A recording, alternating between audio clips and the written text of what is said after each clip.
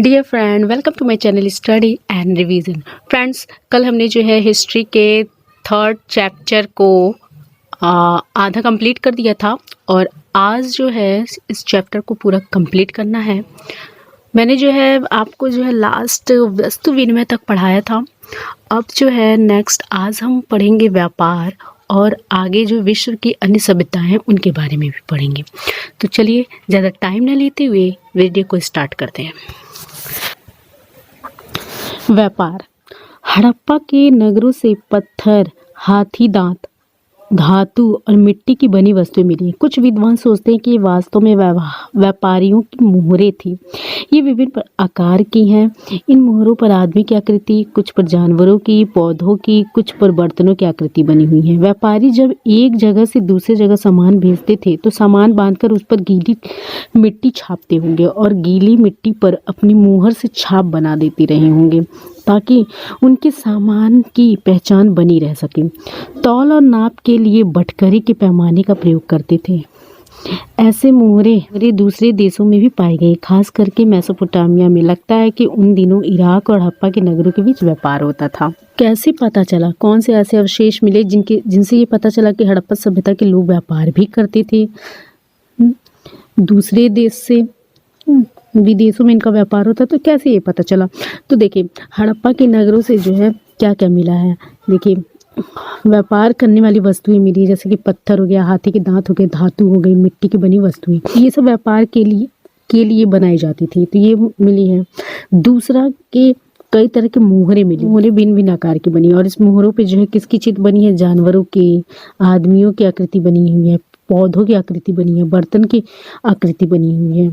Okay, तो इससे यह अंदाजा लगाया कि हो सकता है कि कोई एक व्यापारी होगा, वो जब दूसरी जगह पे अपना सामान भेजता होगा तो उस सामान पर जो है उसको सील करने के लिए क्या करता होगा, उस पर गीली मिट्टी लगा देता होगा और उस पर मुहर रख के थोड़ा प्रेस कर देता होगा, दबा देता होगा, ताकि जो मुहरे पे जो डिज़ाइन है वो जो है उस गीली मिट्टी पर भी पड़ सके। तो इससे जो है सामान जो है सील रहेंगे। अगर टूट जाता था मुहर तो इससे पता चल जाता है कि सामान को खोला गया है। और सामानों को सील करने के लिए मोहरें लगाई जाती थी। मोहरे से जो है छाप दिया जाता था। तो इससे पता लगा कि भाई हड़प्पा सभ्यता के लोग भी जो है विदेशों में व्यापार करते थे। और इसके अलावा भी जो है क्या मिला है? बटखरे मिले हैं, पैमाने मिले हैं। बटखरे जैसे कि आप मार्केट में जाइए तो आपको मिलेगा ना 50 ग्राम, 1 किलो लोहे का बना रहता है बटखरे, वो उस समय के बटखरे मिले हुए हैं। और इन्हीं सब मतलब अवशेषों के आधार पे हम कह सकते हैं कि हाँ, हड़प्पा सभ्यता के लोग जो है व्यापार करते थे। अब उनके जो सामान है, हड़प्पा सभ्यता के लोगों का जो सामान होता था ना, वो जो है हमें जो है विदेशों से प्राप्त हुए थे। कौन सी जगह से? मेसोपोटामिया। हड़प्पा वासियों का व्यापार जो है, व्यापारिक संबंध जो है मेसोपोटामिया से था और मेसोपोटामिया को वर्तमान में इराक कहा जाता है। ऐसा मैंने पिछले चैप्टर में भी बताया था आपको। तो इससे ये पता चलता है कि इन दोनों के बीच में व्यापार होता था। आइए जाने व्यापार होने से होने वाले लाभ। तो इसमें जो है सुंदर और नई नई चीज़ें आसानी से मिल जाती थी, विचारों का आदान प्रदान भी होता था और दूसरे देशों के विषय में जानकारी भी होती थी और अतिरिक्त उत्पादन से ही व्यापार संभव था। लिखावट। हड़प्पा सभ्यता की मोहरों पर संकेत के रूप में लेख लिखे हैं जिससे उनके अक्षर चित्रों जैसे लगते हैं। विद्वान आज भी इस लिखावट को पढ़ नहीं पाए हैं, इसलिए हड़प्पा सभ्यता को आर्ध ऐतिहासिक युग के अंतर्गत रखते हैं। खुदाई से मिले अवशेषों के आधार पर ही हम इस सभ्यता के बारे में जानकारी प्राप्त कर सकते हैं। देखिए, आर्ध ऐतिहासिक युग क्या है, मैंने आपको जो है पिछले चैप्टर में पढ़ाया है। आप हमारे पिछले चैप्टर को पढ़ने के लिए जो है डिस्क्रिप्शन बॉक्स में लिंक है, या मेरे चैनल वीडियो जब ओवर होगा तो आपको वीडियो दिखा देगा, उस पर आप क्लिक करके जो है हमारे लास्ट चैप्टर को पढ़ सकते हैं। तो लिखावट क्या होती थी? तो देखिए, इनकी जो लिखावट होती थी चित्रात्मक लिपि होती थी। ओके, अक्षर नहीं लिखते थे। इनके जो अक्षर होते थे ना, वो चित्रात्मक होते थे, चित्र के द्वारा प्रदर्शित होते थे।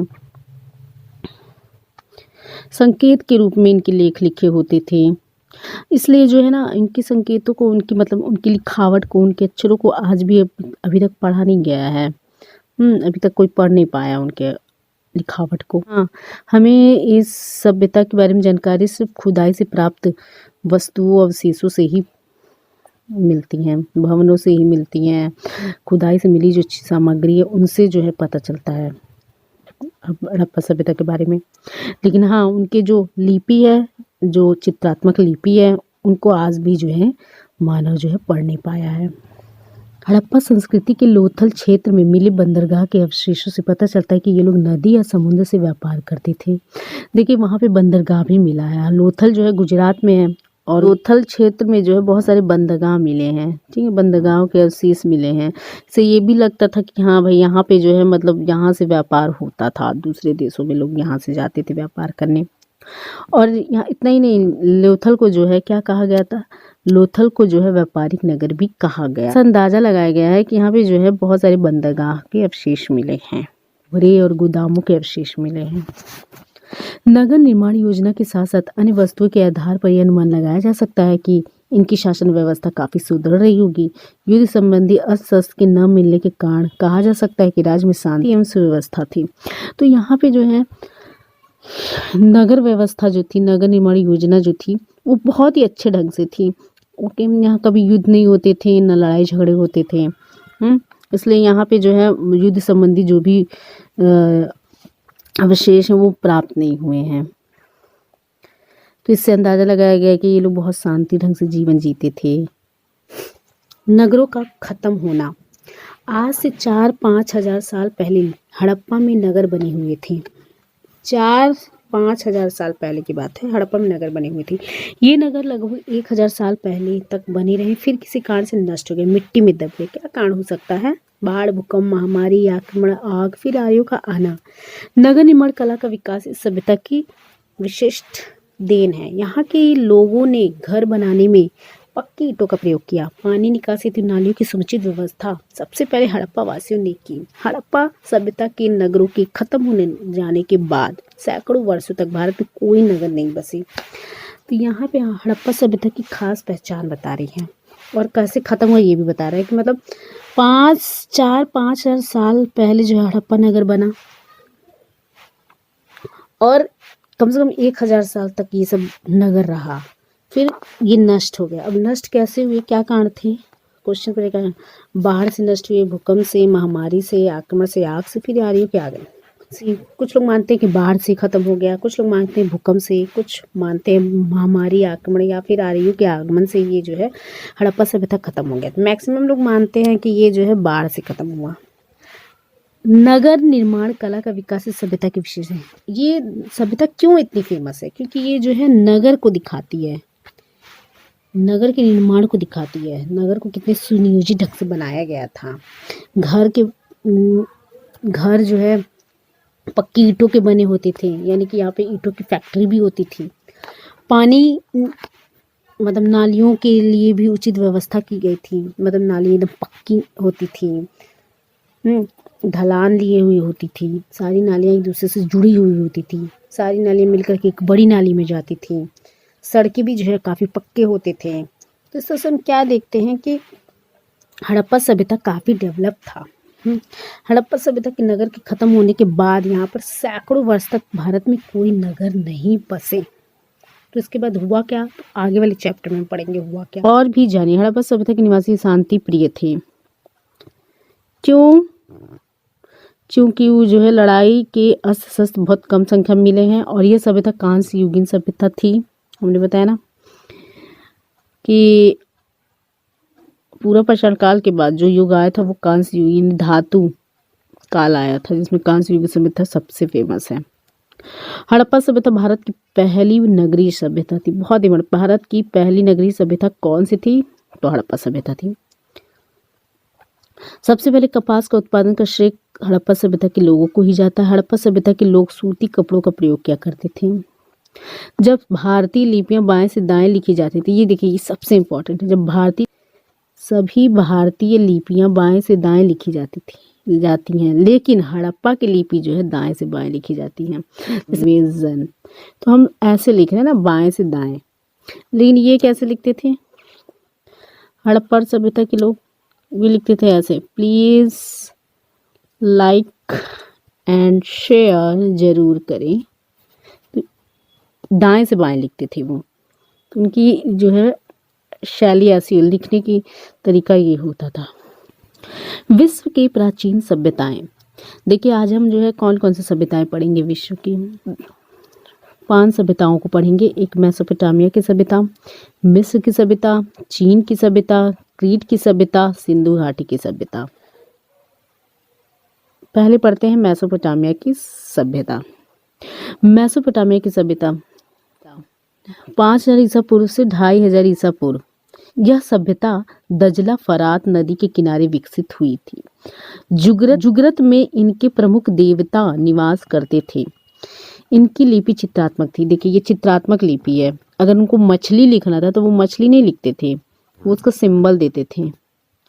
बैल लिखना होता तो वो अक्षर में नहीं लिखते थे, वो सिंबल देते थे। तो इस तरह से उनकी जो लिपि होती थी वो चित्रात्मक होती थी। क्यूनिफॉर्म चिन्ह, देखिए उनको क्यूनिफॉर्म चिन्ह कहते हैं इसको। अब हम यहाँ पे देखते हैं दजला और फरात। मेसोपोटामिया आपका जानते हैं यहीं पे है इराक में, यहाँ पे आपका है, यहाँ पे है इराक में, मेसोपोटामिया इराक। तो यहीं पे जो है दजला फरात नामक नदी है, 2 नदी, उन नदियों के बीच में मेसोपोटामिया सभ्यता विकसित हुई थी। ये देखिए ये एक नदी और ये रहा फरात नदी। ओके, ये हुआ दजला और फरात। इसके बीच में कौन सी सभ्यता ने जन्म लिया? तो मेसोपोटामिया ने।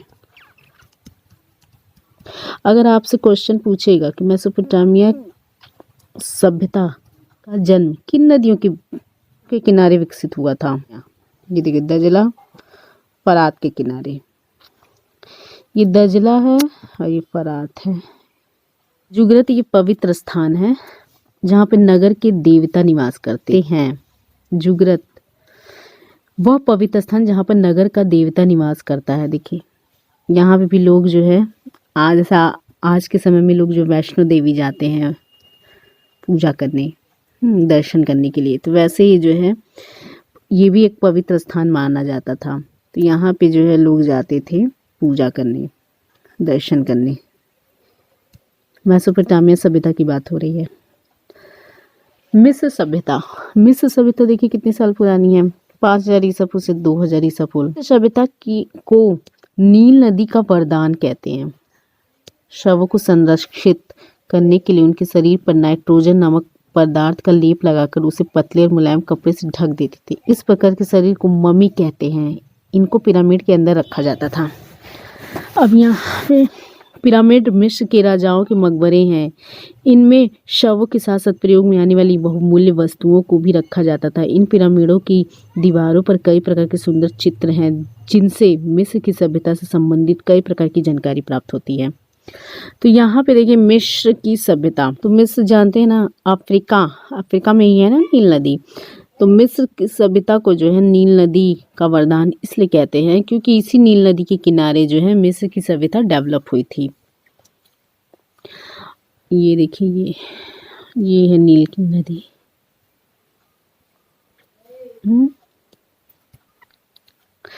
और इसे ही जो है नील नदी को ही जो है मिस्र सभ्यता का वरदान कहते हैं क्योंकि इसी नदी के किनारे लोग जो है बसे थे और मिस्र सभ्यता विकसित हुई थी। अच्छा, और यहीं पे जो है पिरामिड भी मिला है। इस पिरामिड में होता क्या था, तो जो राजा होते थे उनके शवों को जो है इसमें जो है मतलब सड़े ना, इसलिए जो है उसमें नाइट्रोजन नामक लेप लगा देते थे और पतले मुलायम कपड़े से इसको ढक देते ताकि सड़े ना। और जब पूरा ढक देते थे तो उसको क्या कहते थे, मम्मी। और इसी पिरामिड के अंदर वो रखा जाता था। देखिए यहाँ लिखा भी है पिरामिड सभ्यता। ये 3000 ईसा पूर्व से 1500 ईसा पूर्व तक का है।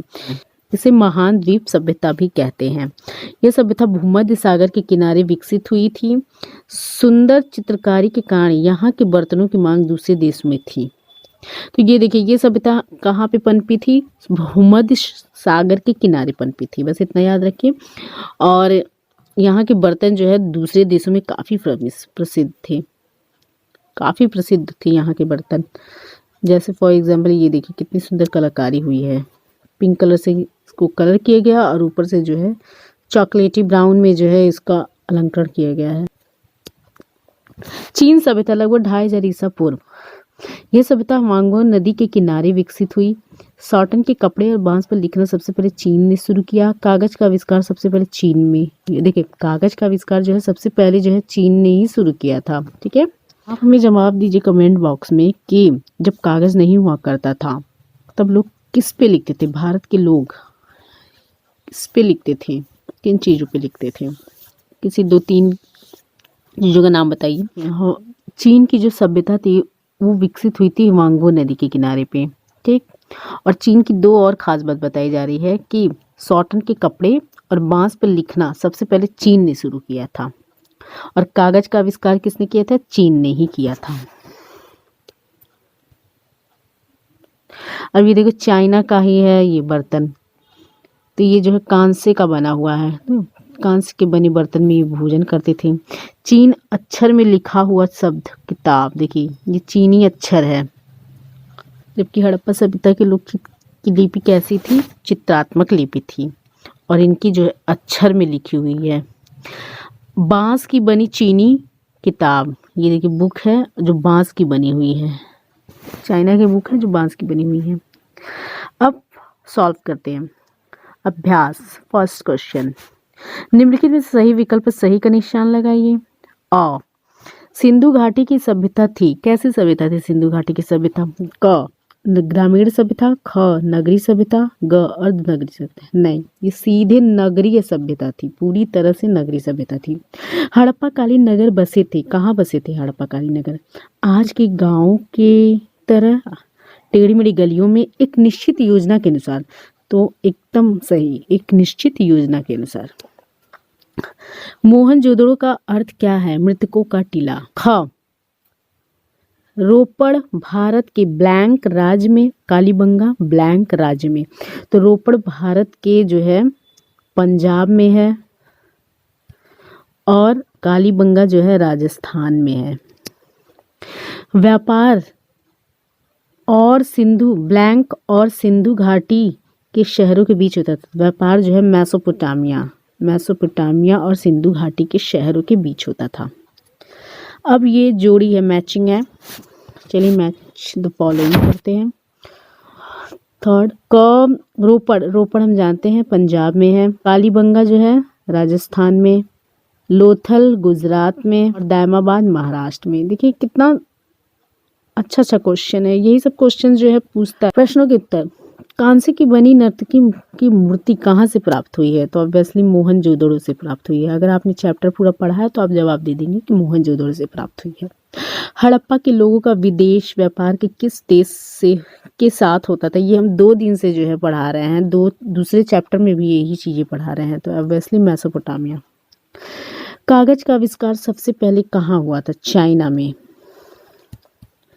कौन सी सभ्यता नील नदी का वरदान नाम से प्रसिद्ध है? तो मिस्र की सभ्यता।